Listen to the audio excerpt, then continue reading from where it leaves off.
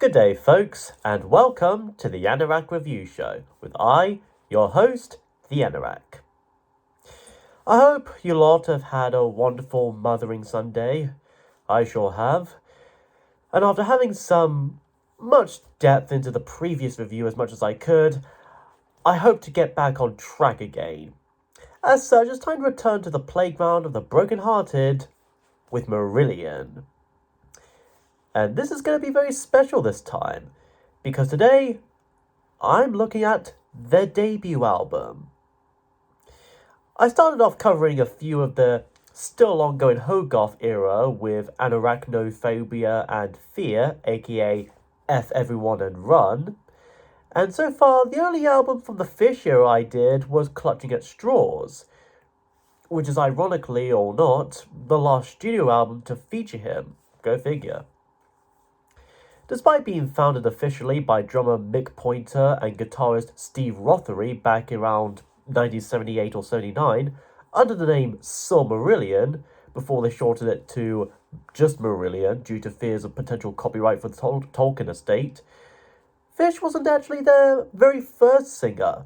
That goes to Doug Rastus Irvine. And only by 1981 did Doug leave and Fish take his place.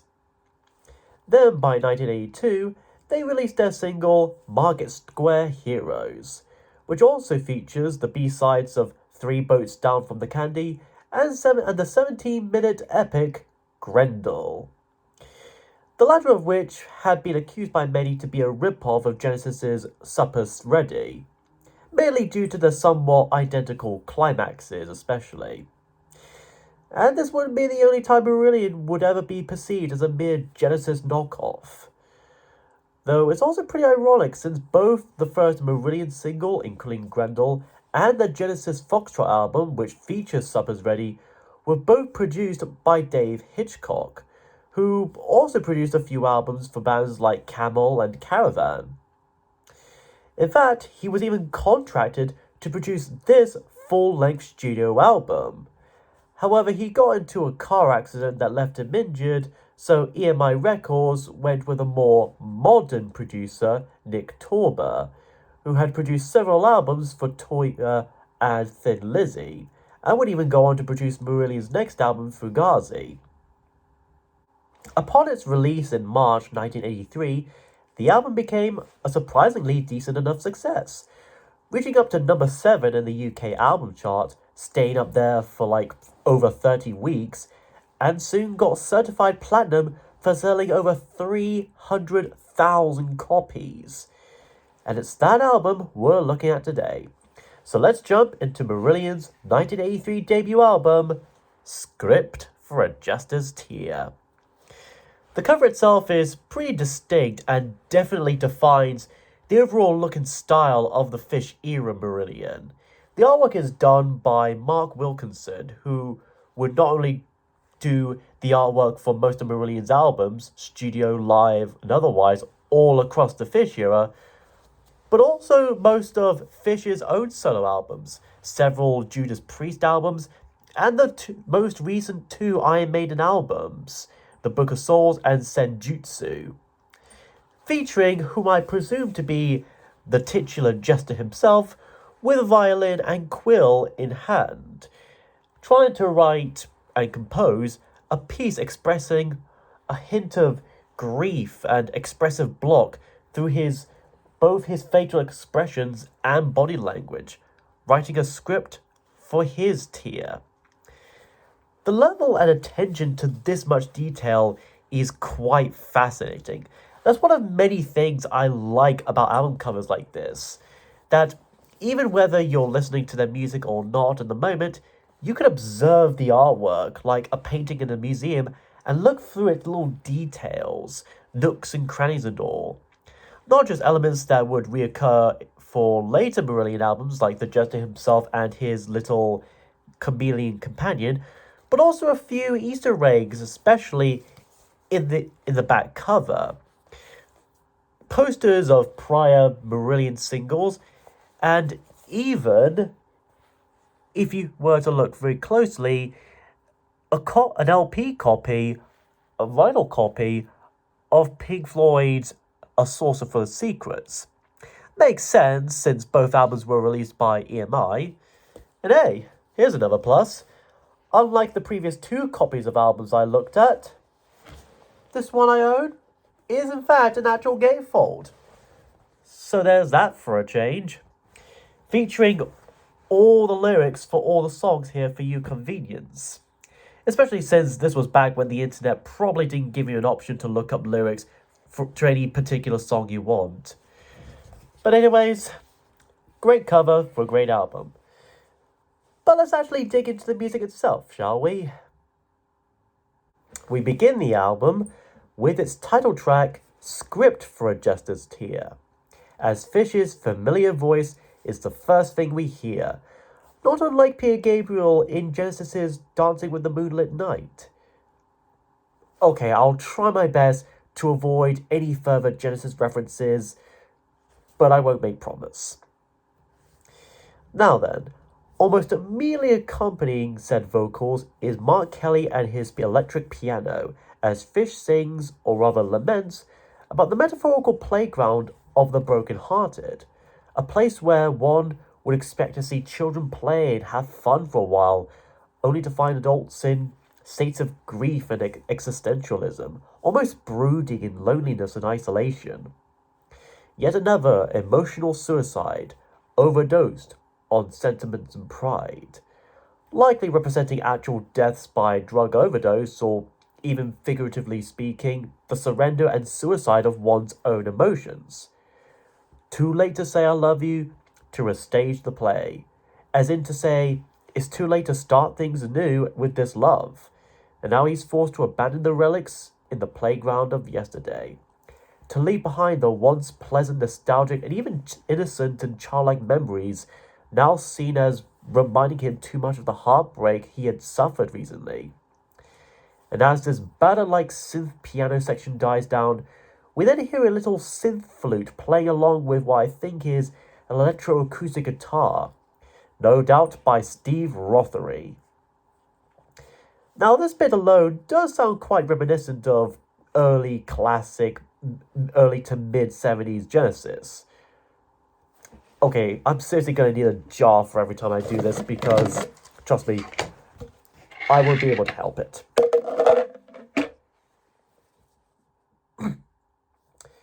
But do bear in mind though, this was the early 80s when the actual Genesis band were already downgrading their niche prog rock roots in favour of a more commercial and accessible pop rock sound. Anyway, Fish is losing on the swings and on the roundabout, but the slides, seesaw and climbing frame on the other hand, he's practically winning Platinum on. He's practically Olympian. Too much, too soon, too far to go, too late to play, the game's over. Likely to say that it's too much for him to handle, he has gone too far to make it back now, it's too late to mend anything, and all those tricks and charades are all over with. That or the feeling I and so many people had when news spread that Xbox 360 matchmaking service for all the classic Halo games would be shut down. Then the music itself starts to get really epic and rocking as Mick Pointer's drums and Pete Trevorrow's bass join in on the stage, in between Fish repeating most of the same lyrics as earlier, and those spectacular chords that Steve plays this sweet guitar solo to. And we could even hear Mark playing an organ-sounding instrument as well. And all that is just the first half of the first track. The other half starts off with a much calmer and quieter guitar and keyboard.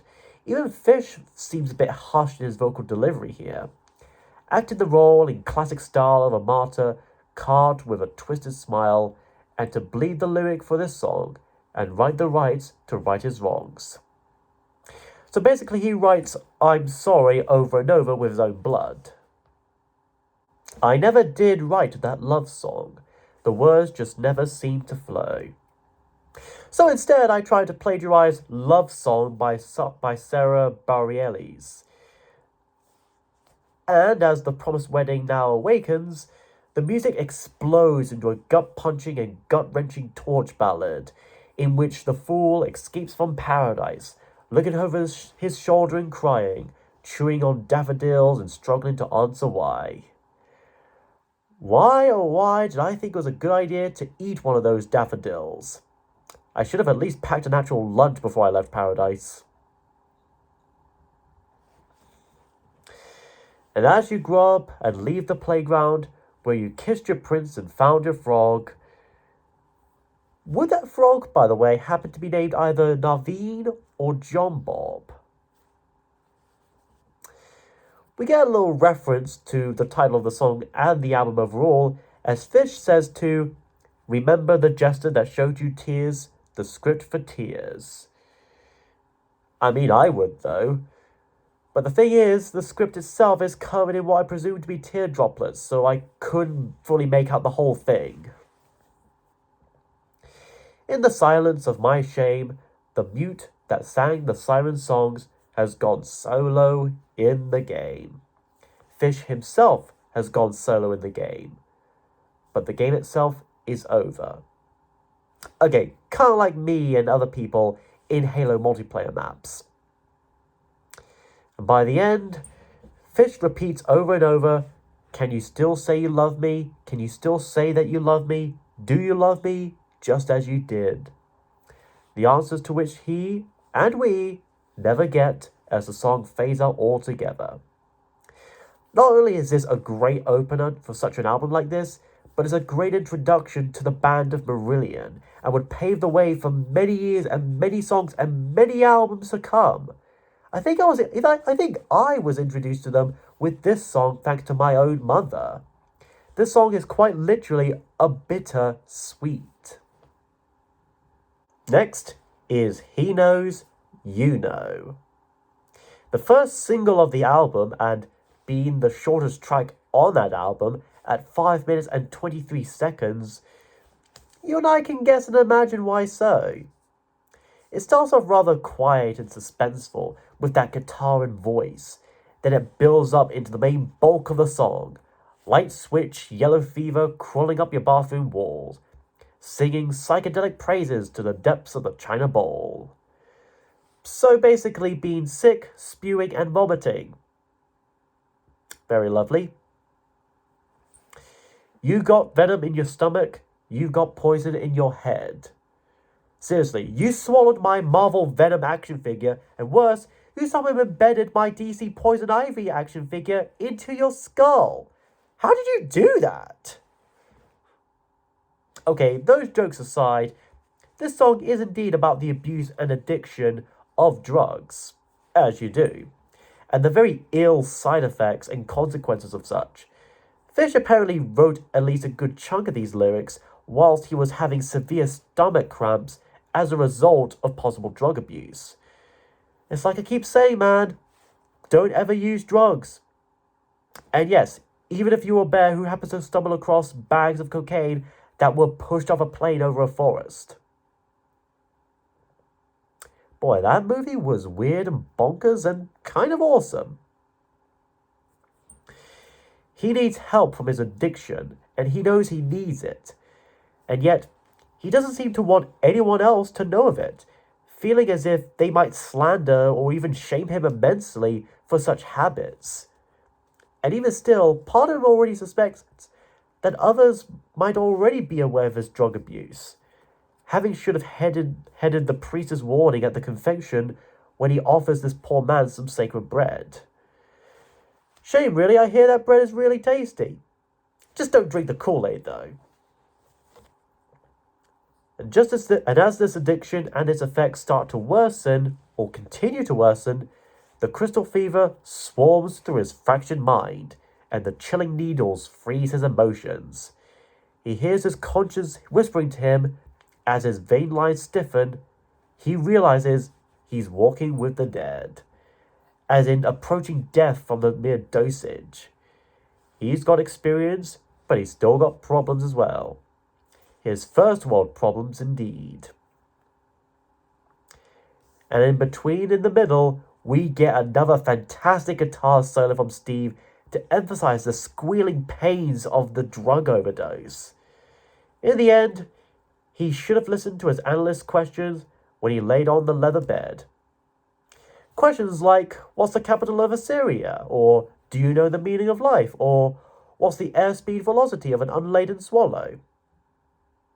And now, with blank eyes and purple fever, dreaming through the frosted pane, Fish finds himself in a hospital bed with a terminal condition. He should have stayed at home, talked to his father, and listened to the lies he fed. Turns out his dad was an anti-vaxxer who came up with some wild conspiracy theories. And as the neo-prog rock tune comes to an epic halt, we hear the buzzing ring of an old telephone, and someone whispers, "problems," in between those rings. Then, as it's picked up and the person on the other end seems to answer, Fish bluntly replies with, "Don't give me your problems," and immediately hangs up the phone rather aggressively. It's honestly quite humorous in a way, whether that was deliberate or not. Side 1 ends as we go from the shortest track to the longest with the web. Said to be inspired by a legend of Penelope and Ulysses, this piece continues to have some exhilarating music from the keyboards and guitars in particular, especially when each get to have their own solo or two. The rain auditions at my window as its symphony echoes in my womb. So, is Fish pregnant? Is this gonna be like that Junior film with Arnold Schwarzenegger? We're already traumatized by the deformed baby Arnie as B. I don't think anyone would want to know or see what one for Fish might look like. Among its rather flowery lyrics, a couple stick out to my mind. One being, "You've finished playing hangman, you've cast a fateful dice, advise me, this shroud will not suffice, and thus begins the web." This may seem to be about how making many choices and decisions in life can become more and more difficult as life itself goes on. Making difficult choices is a part of life. Even when you're eventually playing with fate itself, and soon the web begins, becoming entangled in anxiety and indecisiveness. I realize I hold the key to freedom. I can't let my life be ruled by threads. That's right. I'm not going to waste the rest of my life on nothing but comments threads and message boards. Probably, maybe. The time has come to make decisions. The changes have to be made. I mean, seriously, the final slate of release is only a few months away, and you still want to do reshoots for your movie? Of course, my motion picture isn't perfect yet. It needs to match my vision absolutely and exactly. And in the end, while we get yet another ever always enlightening guitar solo, Fish leaves you and the past does have its say. And as the tone of the song changes significantly, decisions have been made, and he has conquered his fears. He has had enough of all these petty trivial conflicts and chooses not to waste any further breath on it anymore, but instead move on, burning the whole shroud, and thus ends the web. The web of relationships, affairs, and indecisions. At least that's how I'm interpreting it. I may be off, of course, so feel free to correct me on any of that. Side 2 begins with Garden Party, the second and only other single off the album. This is a satirical piece that takes the mick out of social elite and upper class individuals. It starts with the faint sounds of outdoor ambience and chirping birds and people chattering and other things that you might associate with an outdoor party, of course, before the actual music itself actually fades in and comes into play. Mark Kelly's familiar 80s synthesizer, and soon one by one, Mick Pointer's drums, Steve Rothery's guitar, Pete Travawa's bass, and Fish's distinctly accented vocals. The garden party itself is being held today and invites all the depths to play, Social climbers, polished ladders, and wayward sons again have their fathers. And those wayward sons better carry on, for there'll be peace when they're done. Edgy eggs and queuing cumbers rudely awakened from their slumber. And they're gonna get in my sandy sandwich.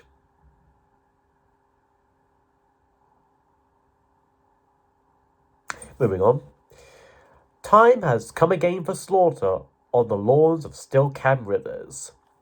Now, this is obviously referring to Cambridge in general and Cambridgeshire, specifically the River Cam, which this mentioning of Cambridge honestly sounds close to home the more I think about it. And as the music briefly calms down to nearly nothing but Fish's voice and Steve's serene guitar, champagne corks are firing at the sun again. And he's going to be filing a report for caustic assault. Swooping swallows chased by violins again. I think that's because those swallows had stolen some coconuts and the violins are trying to get them back. Then, just as Fish belts out, "Oh God, not again," the chunky rock music starts back up again, as Fish later sings, "Please don't lie on the grass unless accompanied by a fellow." Especially if you're a lunatic who's remembering games, daisy chains, and laughs. Gotta keep those lunars on the path after all. Punting on the cam is jolly fun, they say. Yeah, they say so, but in actual fact, it was actually freezing cold and I keep tumbling and falling off the punt. After a brief keyboard solo that wouldn't sound out of place in a classic 90s video game, we get to a rather infamous part. Fish sings, "I'm punting, I'm beagling, I'm whining, reclining, I'm rucking, I'm effing." Without having to disturb the oh-so-wise algorithms of YouTube, I think we all know what Fish actually sang at that bit there. Although in radio edits, he instead sang, "I'm miming," which I guess fits as well and fine, but I always prefer the edgy original. And that's twice in a row now that I've analysed a classic album by a classic prog rock band that features one brief and some bit of profanity. And in both cases, the two songs open the second sides of their respective albums. And this wouldn't even be the only and last time Marillion ever used the F word in a lyric or even an album title. But still, a fun Marillion song with a bit of edge and a sense of satirical humour. Kind of like a couple of Genesis songs like Get 'Em Out by Friday and Land of Confusion.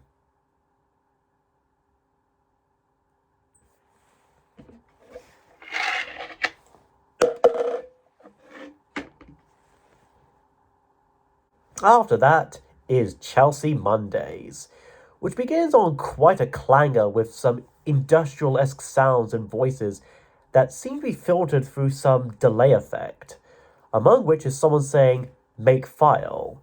So, a text file that contains a set of rules to perform certain tasks, actions, and procedures. This already gives off the feeling of being lost in some London suburb or district, or even outside an actively working warehouse, while stoned and confused as to where you had gone to and how so. Then we get some rather soft synth bass and drums as Fish sings about a catalogue princess, apprentice seductress, hiding in a cellophane world in Glittertown. Like with Garden Party, this too seems to be commenting on a particular group of individuals, in this case being young girls and women who may grow unsatisfied with their existence and where they are, so they spend an amount of time in their bedrooms reading on glossy magazines and even dreaming of fame, fortune, and glamour. Awaiting the prince in his white capri as dynamic young Tarzan courts the bedsit queen. However, it turns out to be Disney's Tarzan, so the bedsit queen is going to have to put up with Rosie O'Donnell as a teenage ape and Wayne Knight as a red elephant. Though the Phil Collins music isn't half bad, though. Would that count as Genesis? Just be safe. She fantasizes about being with a celebrity and being a celebrity herself, auditioning for a lead role on the silver screen and charming them with that smile. But for now, it's just another Chelsea Monday. The rest of the week are Kensington Tuesday, Battersea Wednesday, Chessington Thursday, Hampton Friday, Lambeth Saturday, and West Ham Sunday. And near the end, we hear Fish faintly speaking some dialogue, likely as a character of sorts, discussing what he read on the Evening Standard newspaper, which is an actual newspaper, about a young chick who was fished out of the old father, or rather, the Father Thames, with nothing but a smile on her face, clearly indicating that she had committed suicide by jumping into the River Thames and deliberately drowned herself to death. Would this be due to the realization that this woman may never achieve her dreams? Or perhaps did she do so as a way of gaining fame and attention in media? These are honestly quite good theories and questions, if one were to ask me. In a way, some of the imagery here, especially the brief bit of Father Thames, seems like an expansion of Dancing with the Moonlit Night by Genesis. This is getting pretty expensive. Much like with the web, a lot of the lyrics here are quite flowery and poetic, perhaps a bit too much for some, but that doesn't bother me all that much, especially as long as the music itself is still just as good, which it always is. And so, our album concludes with Forgotten Sons, a song that was apparently inspired by the Troubles, a major conflict in Ireland and Northern Ireland that lasted for around 30 years from the late 60s all the way to 1998. So it was still going on back in the early 80s when this song was first written. It starts off, not unlike the beginning of the Pink Floyd Wish You Were Here song, with the sound of a radio switching through various channels, as odd little glimpses could be heard, including a bit of the very first Marillion song, Market Square Heroes. Then the music slammed its way open with some rumbling drums, along with Fish's punchy, accented vocals, armor lights, street lights, night sights, searching the roofs for a sniper, a viper, a fighter. The music and a lot of the lyrics here definitely capture the feeling of anarchy and civil unrest that seemed to be going on at the time. And in a way, still might be relevant in this day and age. It could even get a little bit gritty and violent even. Death in the shadows, he'll maim you, he'll wound you, he'll kill you for a long-forgotten cause on not-so-foreign shores. Morphine, chill screams, bad dream, your flesh will always creep, the wounds that burn so deep. I know, I'm feeling something creeping on my skin. Though it's probably a mosquito. The mosquito of death. Your mother sits on the edge of the world when the cameras start to roll. Or at least she thinks it's the edge of the earth, but it's actually just Antarctica. And all the photos and footage from the rolling camera prove that it's not flat indeed. Although some flat earthers out there will probably still say that it's all CGI somehow, or that even the cameras that they used are bugged or something. And in the middle of the track, just when things get briefly quiet, we suddenly get an epic and twisted version of a Lord prayer as Fish spouts out along with some backing vocals before he cries out, Amen. And it's beyond glorious. I can recite this next time we have a nice Sunday roast. Maybe. Then soon afterwards, the music and general tone suddenly changes rather radically from rocky and blunt to something more like the previous tracks, as we have just reached the end and aftermaths of the conflict and we're now just observing the dead and fallen, bit like the title song from Pink Floyd's A Saucer Full of Secrets. And the lyrics do still reflect that. You're just another coffin on its way down the Emerald Isle, when your children's stony glasses mourn your death in a terrorist smile. The nation may mourn its unknown soldiers and count the costs, but in the end, all those fallen people would all be forgotten sons. And daughters too, gotta be gender equal. Peace on earth and mercy mild, Mother Brown has lost her child. She tried putting up missing posters, but all those posters ended up being missing as well. Forgotten Sons might be one of Marillion's more rockier tracks, while also being one of the more emotional at the same time, at least in certain parts here and there. And it's a good enough finale overall. Well, anyways, this album is pretty good. I know it's obvious at this point, and I keep saying variations of such, but this is generally good, especially coming from a big fan of progressive rock music. Each and every song here are a wonderful ballad with a range of moods and ideas. This album alone not only marked a perfect introduction to this band, but it has certainly proved that prog music wasn't just some outdated dinosaur music from the 70s, but something that could be timeless. And it will continue to do so to this day, even with Fish leaving and Hogarth taking on the torch. And possibly as a result, it soon helped pave the way for other neo-progressive rock bands in the 80s, such as Palace, Pendragon, and Twelfth Night, and even alternative rock bands of the 90s like Radiohead and Porcupine Tree. The lead singer and frontman of the latter, Steven Wilson, would even do surround sound remixes of various Marillion albums, among those by other prog rock bands like Opeth, XTC, Jethro Tull, and even King Crimson. So if you want to get into Marillion, or you're mostly or only familiar with the Hogarth era stuff, I seriously recommend checking out this album any way you can. Or if you want to introduce your friends and families to this band, I think it's good to start with this one. Buy it any way you can, be it on CD, vinyl, cassette, streaming, or however else, and just listen to how it all started. The game is never truly over.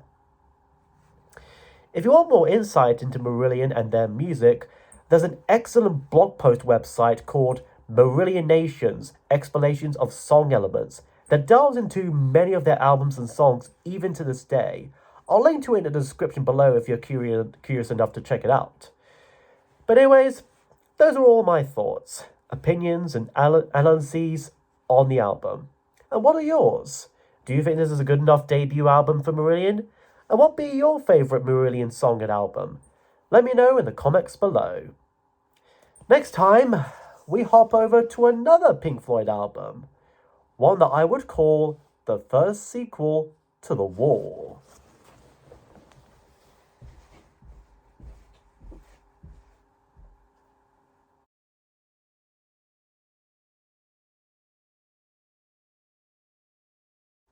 Don't give me your problems.